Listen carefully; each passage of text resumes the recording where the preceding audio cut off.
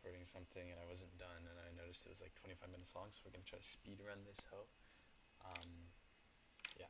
So what you're gonna do, you're gonna come over here, you're gonna download this GitHub Desktop, which is this.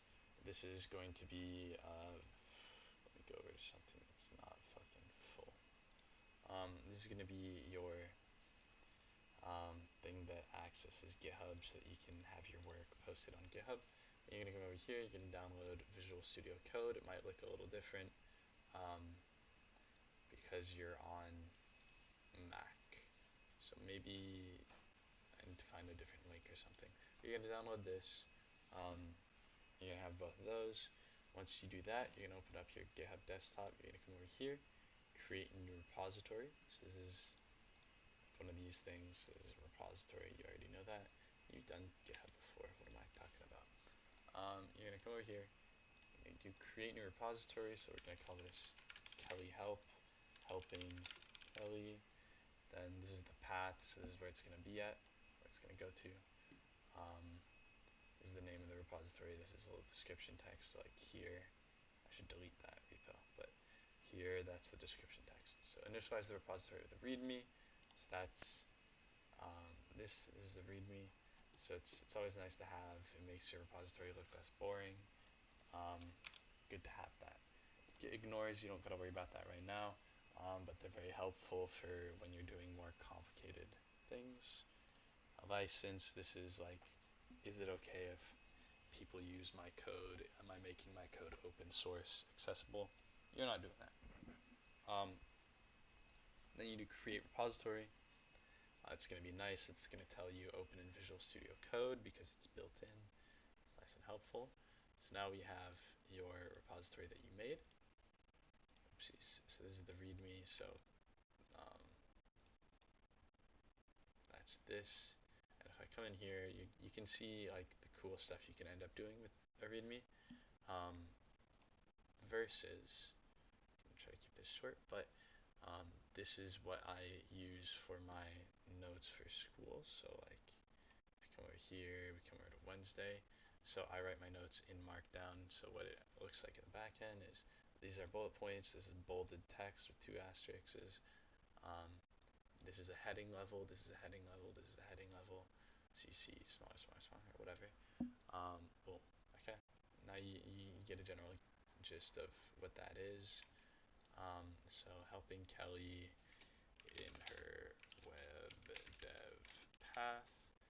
So something I want to reinforce is we went to it for this because it's a very small change, but yeah, so let's actually just create your index.html page.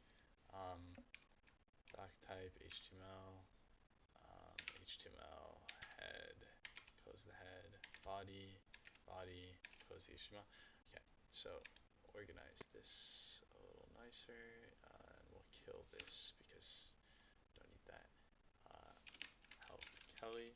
So I don't remember the structure, so I always cheat and use something. You don't need to know the structure, but it might be helpful. You might want to know that.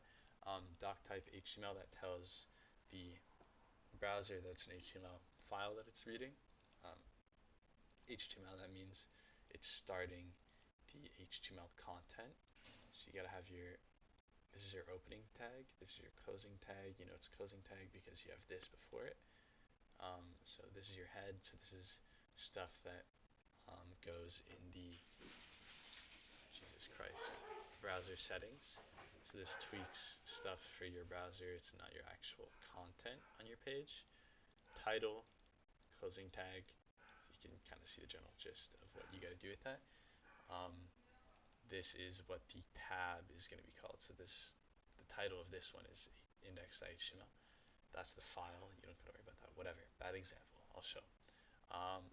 Then you close the head. I'll show an example, or I'll expand on this a little bit.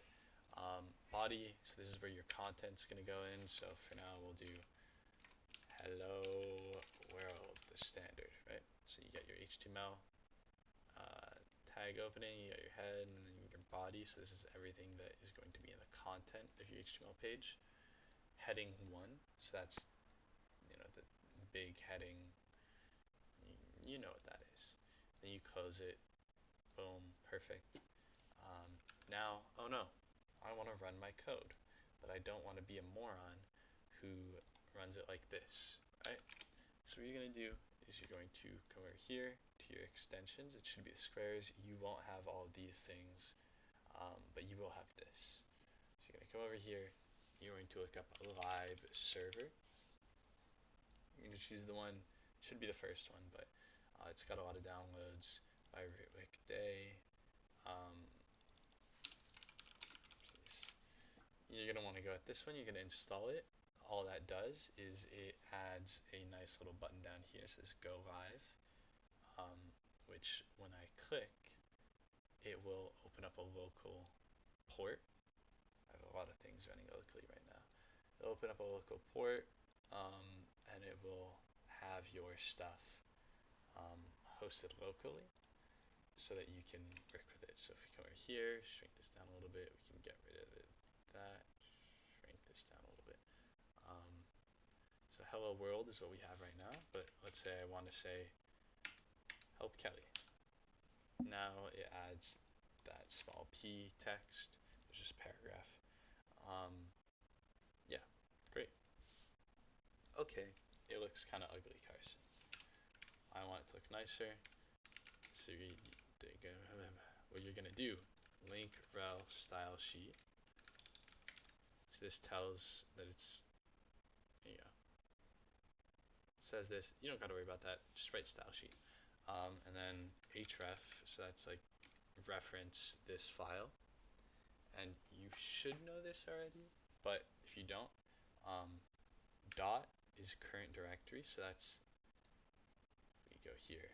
So Kelly help is dot, and what we're going to do is we're going to imagine that I was smart and created the directory already, but we're going to imagine that there's a directory called styles here, so a folder, and then that there's a file called styles.css. So what this is saying is that here we have a folder called styles, and in that folder we have a file called styles.css. Right? So it's simple enough. Again, not again, but I wonder what happens if you click that. Okay, yeah, so it brings you there. But if, for example, this folder or this was in a temp folder, so we toss this bad boy in there, move it. Now, where this messes up because the dot current directory, there's nothing else in temp. So if we do, well, ignore the error over there. Yeah, so this is going to mess up because current directory, there's no such thing as a styles folder. So what we want to do is go up a directory. So we want to get out of here, and we got to get back into here, the main area. Do 2 dots, which then this means go up a directory. So if we wanted to go up 2 directories, for example, you do another dot dot. But you won't really be doing that much. How is this? Oh, yeah, I deleted the equal. Yeah, so go up a directory, and then you would be able to refer to these styles. So this is, leave this area. Now we're in here. Styles, go into here. Styles.css, go into here. But you want your index.html to be at the root level at all times, so we get rid of that. Boom, perfect, yada yada yada. Okay, I want to style my stuff. So let's come over here, h1, and we're going to make the color red. Reload that. There we go. So just to show that it changes. Boom, you change that to blue. Perfect. Okay. I want the p text to be font size 50 pixels. I want it huge. So now you raise that. Boom. Oh, but I have another p element that says don't help Kelly. But I don't want it big, and I want it to be clear that it's incorrect. So what we're going to do is I go with class. You can do ID, but I go with class. We're going to make this lie. And nothing changes initially, but when you come over here and you want to reference a class, you do dot and then the name. So dot lie, color is red. So now it's red, but no, we want it, oops, can't select that. We want it smaller. So we'll do font size 20 pixels. So now it's small. But I want to differentiate between that and this even more, so I'll use this as a way to show how to work with IDs. So ID truth.